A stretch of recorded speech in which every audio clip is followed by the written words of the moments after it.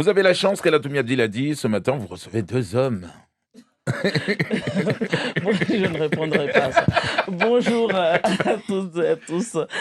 Nous sommes avec le recteur Jacques Mikulovic et Gillian Keraro, conseiller en sécurité et coordinateur EMS au rectorat. Bonjour messieurs. Bonjour. Bonjour. Merci d'être avec nous ce matin. Mais d'abord, monsieur le recteur, je ne sais pas si vous avez écouté la radio, mais il y a la question des contractuels de l'éducation nationale. Certains ont porté plainte parce qu'ils ont, au bout d'un certain nombre d'années d'enseignement au sein de l'éducation nationale ici à Mayotte, leurs contrats n'ont pas été renouvelés et ils considèrent qu'ils ont été licenciés de manière abusive. Vous répondez quoi?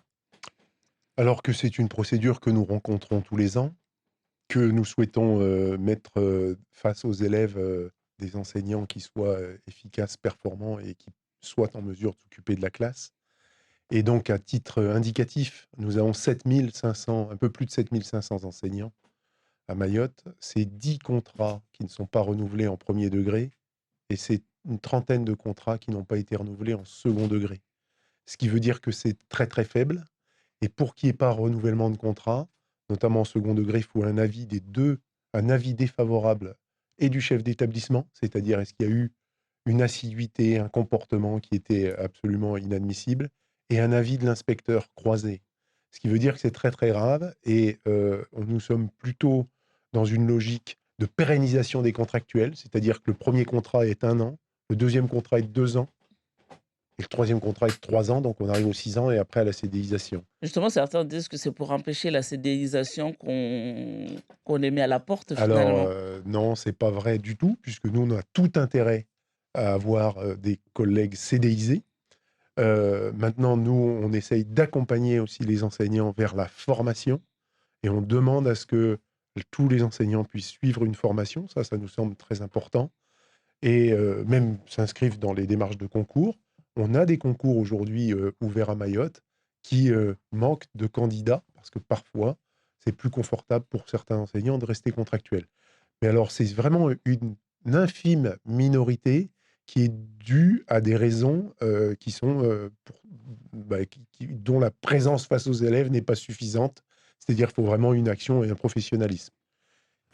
La deuxième chose, parce que vous savez que nous, on court quand même à la recherche d'enseignants, hein, c'est pas quelque chose de facile. Il nous manque 2% d'enseignants hein, sur tous les effectifs. Donc, sur la masse, ça peut faire une centaine de personnes suite à des arrêts maladie, suite à des prises de poste qui n'ont pas été encore réalisées. À ce sujet-là, j'ai été interpellé par les parents du collège de Sada, que je tiens à rassurer ce matin, puisque l'inspecteur de maths vient de me rassurer en me disant que la personne qui a été recrutée prendra ses fonctions cette semaine en mathématiques. Donc, on a déjà résolu un problème. Que le pacte avait été mis en place pour le remplacement de courte durée et il a été fortement consommé. Donc, on fait le maximum. On sait que c'est loin d'être parfait, mais vraiment, on fait le maximum. Parlons à présent de la question de l'insécurité. C'est la hantise des parents et du personnel éducatif. Il y a une dizaine de jours, on a vu ces images qui ont circulé sur les réseaux sociaux dans le lycée, un combat dans le lycée de Tsararano. Les enseignants dénoncent une défaillance aujourd'hui des systèmes d'alerte et de sécurité au sein de l'établissement. Alors, c'est bien de faire le point. Aujourd'hui, il y a aujourd'hui, depuis hier, il y a une entreprise qui est venue faire un diagnostic la semaine dernière. Donc, on a rendu aux représentants des parents le résultat de ce diagnostic. Donc, il y avait de mémoire 14 caméras sur 21 qui fonctionnaient et il y en a 5 qui ont été remises en route par un système de mise à jour informatique. Donc, une caméra donc, devait être changée. Donc, tout le système de vidéosurveillance est en fonctionnement. Il y a eu un problème Les de... 20 caméras fonctionnent actuellement? Alors aujourd'hui, les 21 même, Les puisque 20 là, voilà, Et là, elle les fonctionne. enseignants parlaient qu'il y avait aussi un problème d'angle mort. Il y a certaines zones de Alors, l'établissement qui... ça, c'est le positionnement des caméras, donc il faut qu'il y ait un avis d'expert. Mais au-delà de ça, je crois que ça soulève une question générale de surveillance, puisqu'on rentre dans un process où, à terme, l'ensemble de nos établissements vont être équipés en vidéosurveillance. Il faut reconnaître que nous ne sommes pas euh, au point de cette exigence sur tous nos établissements scolaires et que c'est une programmation d'installation qui est en cours. Et je vais discuter avec la préfecture pour voir si on ne peut pas constituer un central hein, d'observation unique au niveau de l'académie pour pouvoir avoir cette vision extérieure de la sécurisation des établissements. Guyliane Keraro, vous, vous êtes le coordinateur des EMS, des équipes mobiles de sécurité. Euh, qu'est- Qu'est-ce qui n'a pas fonctionné? Pourquoi on n'a pas pu empêcher, pourquoi on ne peut pas empêcher ce genre de bagarre dans les établissements ou aux abords des établissements malgré la présence des EMS? Hem, à mon avis, il y a une perméabilité entre ce qui se passe à l'extérieur des établissements scolaires et à l'intérieur des établissements scolaires. Ces phénomènes de bandes rivales qui s'affrontent, on peut constater donc qu'il y a, cette intrusion de ces rivalités au sein des établissements scolaires et que ça se colporte au sein des collèges et des lycées. Est-ce que les EMS sont assez équipés aujourd'hui pour faire face à ces phénomènes de bandes qui s'affrontent? Alors, à Mayotte, et c'est un fait rare et unique, en France métropolitaine et ultramarine, les EMS sont porteurs d'armes de catégorie D avec des bâtons télescopiques de défense. C'est un arrêté qui était cosigné entre le ministère de l'Intérieur et de l'Éducation nationale et donc ces EMS, ces agents de prévention de médiation, sont, équipés, et Face à formés un à ce panga, c'est efficace ça? face à un À un panga ou un chombo? alors, malheureusement, ils ont déjà dû, avoir affaire à des situations où ils sont affrontés par des jeunes avec des tchambos et en effet, ils ont réussi à parer les coups et à éviter le pire. Oui. Heu, vous parlez, tout à l'heure de système de sécurité, au sein du lycée de Tsararano. Les parents d'élèves, en préparant cette émission, ils m'ont dit que en fait, toute la partie du lycée de Tsararano, il y a un problème de réseau, téléphonique, donc même internet ne fonctionne pas. Le système informatique, de manière globale, ne fonctionne pas, ce qui fait que même le micro du proviseur pour alerter n'a pas fonctionné. Alors, on a fait ce diagnostic. Moi, j'ai été finalement, on apprend de chaque incident. Effectivement, la planification du changement de ce réseau de communication était planifiée au mois de juin dernier. L'entreprise a fait faillite et il y avait une replanification faite pour les vacances de Toussaint avec une nouvelle entreprise. Parce que c'est un processus d'appel d'offres, etc. Donc là, on n'a vraiment pas eu de chance. Maintenant, cette entreprise intervient dès cette semaine, c'est-à-dire on a exigé une mise en avance de ces travaux et donc le problème sera résolu dans la semaine. En attendant, c'est le signalement. Donc on a demandé à ce que le chef d'établissement s'équipe en corne de brume, en signal d'alerte. Par contre, l'ensemble du système incendie, prévention incendie, SSI, hein, système de sécurité incendie, est à 100% en état de marche. Sur les images, on voyait aussi les enseignants complètement débordés. Ça n'est pas que, au lycée de Tsararano, dans d'autres établissements, quand il y a ce genre d'affrontement, les adultes aussi sont débordés. Quel protocole aujourd'hui a été mis en place pour, prévenir ce genre de situation? Alors, c'est ce qui s'appelle les PPMS, hein, les mises en protection des personnes. Enfin, tu peux peut-être mieux l'expliquer que moi. Le plan particulier de mise en sûreté est un document obligatoire dans chaque établissement scolaire. Et donc là, il y a ce qu'on appelle le PPMS unifié qui est renouvelé dans tous les collèges et lycées. Et donc, c'est un nouveau protocole qui fait que chaque directeur d'établissement, chaque personnel de direction doit renouveler avec ses équipes ce protocole-là. Donc, Et ça n'a pas fonctionné ce jour-là? c'est l'occasion de s'entraîner à nouveau. Ce jour-là, c'est le fait, enfin, l'intrusion, logiquement, le PPMS, la logique, c'est une intrusion qui vient de l'extérieur. Là, le problème, c'était une bagarre entre deux jeunes qui a dégénéré. Donc, on était dans une logique différente. Euh, et voilà sur ce que je peux dire sur les documents. Oui, alors après, enfin, c'est une bagarre. Enfin, moi, je veux pas euphémiser parce que on subit, on va dire, la densité de nos établissements. Il y a beaucoup de jeunes, c'est quasiment un village, hein, c'est 2400 élèves. Il y a deux jeunes qui se sont bagarrés, qui ont rapidement été maîtrisés. Et ce qui est terrible, c'est qu'il y a un mouvement en même temps d'émotions fortes qui amplifie en fait la difficulté. J'ai eu un collègue de l'université, puisque à Tsarano, il y a des collègues de l'université qui interviennent dans un certain nombre de salles, qui m'a dit, bon, j'ai entendu une agitation, j'ai continué mon cours. Alors certains en font abstraction et d'autres, au contraire, sont inquiets.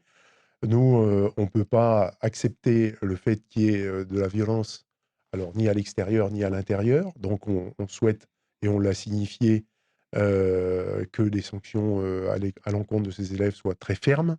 Et Ça puis, en est où d'ailleurs en termes de sanctions aujourd'hui? Parce que le alors, préfet, il avait parlé de la dégradation, notamment des cartes de séjour. ce qui est de la responsabilité du préfet, c'est la sienne, et ça dépend du droit et de la justice. Nous, on souhaite en tout cas accompagner la dynamique qu'il lance, c'est-à-dire de fermeté, hein, sur le ressort de compétences qui est le nôtre. Et même, on est en train de voir avec lui et ses services pour voir comment aller plus loin, toujours dans le cadre de la loi, à savoir, il y a un certain nombre de jeunes qui, à l'extérieur des établissements, sont des fois interpellés et repérés avec des mauvaises intentions. Parce qu'un gamin qui a dans son sac des cailloux, il n'a pas forcément des bonnes intentions. Mais je dirais, tant qu'il n'a pas jeté ses cailloux, il n'est pas en délit. Nous, on souhaite que ces jeunes nous soient signalés, c'est le cas, pour qu'on puisse faire un rappel à l'ordre, et puis surtout une commission éducative pour faire un diagnostic. Parce que malheureusement, les premières victimes aussi de ces violences, c'est les jeunes eux-mêmes. Puisque vous le savez, c'est entre eux. Nous avons un problème de gang à Mayotte et il y a une enseignante qui en avait parlé d'ailleurs dans les médias avec ces deux gangs, les Ouattoro et les terroristes. C'est connu. Comment le rectorat lutte aujourd'hui contre ce phénomène au sein des établissements? Un- un- au sein du rectorat, il y a un diagnostic qui est fait sur les formations des chefs d'établissement et du corps enseignant ou de la vie scolaire. Et il y a un plan de formation pluriannuel sur la prévention et la gestion des crises qui est mis en place euh, à partir de cette année et sur les années qui suivent. Et l'objectif, c'est d'élargir cette formation au maximum de personnel du rectorat pour justement apprendre à gérer des situations de crise comme celle-ci. C'est une première chose. Et la deuxième, ça va être aussi la note dont a parlé le recteur sur ce partenariat, cette action partenariale entre la police, la gendarmerie, la préfecture et aussi Transdev qui subit des violences dans ses transports scolaires, afin qu'un élève qui commet un méfait en dehors de l'établissement, mais dès lors que ce méfait a un impact sur la vie de l'établissement et sur sa qualité d'élève, qu'il y ait une suite donnée par l'établissement et donc une commission éducative ou une sanction disciplinaire. Monsieur le recteur, vous avez parlé du lycée de Sada tout à l'heure. Aujourd'hui, il y a un malaise, j'ai envie de dire, au sein du lycée de Sada entre les parents d'élèves et la proviseure. Beaucoup de parents considèrent que leurs enfants, parce que il est question de voile, hein, parce que ces filles-là portent pas le Kishali comme c'est défini au rectorat, je crois, mais plutôt c'est considéré comme étant le voile. Ces élèves sont harcelés par la proviseure, du coup, quand elles vont au collège, au Alors, lycée. bon, on a quelques tensions dans certains établissements d'une autre nature. Je pensais que vous alliez me parler ou du collège Magique Avon ou du Ça, collège de Chiconi. oui, Euh, aussi, on allait arriver aussi au collège de sur Chiconi. SADA, j'ai pas été alerté là-dessus, mais notre position est claire. Et elle a été rappelée en début d'année. Il y a la loi de 2004 qui concerne bien tous les établissements scolaires de Mayotte. Il n'y a pas de signe extérieur religieux à l'école autorisé, donc dans le port du vêtement non plus. Le voile est interdit à l'école. Je l'explique clairement. Si moi je vais dans une mosquée et j'enlève mes chaussures avant de rentrer, je les remets en ressortant. Et donc, si une jeune fille ou ses parents souhaitent qu'elle soit voilée, eh bien, elle doit enlever son voile et le mettre en format kishali à l'entrée de l'école, et puis elle le remettra en sortant si elle le souhaite. Mais à l'intérieur de l'école, c'est interdit, c'est la loi, et nous sommes dans l'obligation de faire respecter la loi. Je crois que ça se discute pas, et les élus mahorais sont plutôt d'accord avec moi, me semble-t-il. Au collège Ali Halidi, vous en avez parlé, hein, au collège Ali Halidi et Chikoni, le personnel a déposé un préavis de grève pour la fin de cette semaine. Et là aussi, les questions de sécurité et de conformité de l'établissement. Et ça ne concerne pas que le collège Ali Halidi, parce qu'il y a également la même question de la conformité de l'établissement qui s'oppose au niveau du collège Zaki Hamadi également, et même au collège de Sada. Ça en est où les travaux pour ces établissements? Alors, je crois il faut pas tout confondre. Il y a des tensions entre l'équipe pédagogique et la direction dues à l'organisation, des fois des emplois du temps ou à de la communication. Et nous avons rencontré hier les représentants des personnels du collège de Chiconi. Ça s'est très bien passé. Je rencontre la principale du collège pour faire le point, débriefer et voir les actions qu'on pourrait mettre en place. Donc là, on fait de la médiation entre équipes. Concernant les plans de travaux, nous avons un plan pluriannuel d'investissement à la fois de rénovation et de construction. On sait que on a un certain nombre d'établissements qui sont vieillissants et qui nécessiteraient un rafraîchissement en profondeur, hein, sur nos réseaux informatiques, alors sur la sécurisation, c'est notre priorité numéro un, hein. Nous sommes accompagnés en ça par un expert de la gendarmerie qui nous aide à faire un diagnostic et à définir des priorités. Et on sera intransigeant là-dessus et sur cette échéance. Après, Je vous parlais du collège de Zaki Hamadi à Débéni. Les parents se sont demandé pourquoi on a regroupé les élèves dans le bâtiment principal qui a été endommagé par le séisme au lieu de garder le fonctionnement de l'année de dernière. l'annexe, parce que vous savez que Zaki Hamadi a subi les effets du tremblement de terre, que cette organisation, et on l'a vu avec la chef d'établissement, donc de rénovation, arrive à leur terme. Alors c'est vrai qu'il y a encore des petits travaux, donc j'ai visité avec les parents au mois de juillet et les entreprises nous ont assuré que tout était bon. Et aujourd'hui, j'ai vu la chef d'établissement, les cours s'organisent, je dirais globalement, normalement, depuis cette rentrée. On a toujours la possibilité, et c'est ce que j'ai indiqué à la principale, de pouvoir délester sur l'annexe si jamais les gens ont en difficulté de salle, puisque nous n'avons pas encore réoccupé l'intégralité de l'annexe où on voudrait créer ce qu'on appelle un centre de formation des enseignants. Donc, c'est pas à tout moment le plus grand confort parce qu'il y a des entreprises qui travaillent encore pour mettre à disposition des salles, mais ça n'a pas d'impact sur l'organisation pédagogique. Merci beaucoup, monsieur, pour cet entretien. Et évidemment, vous restez avec nous pour les questions de nos auditeurs.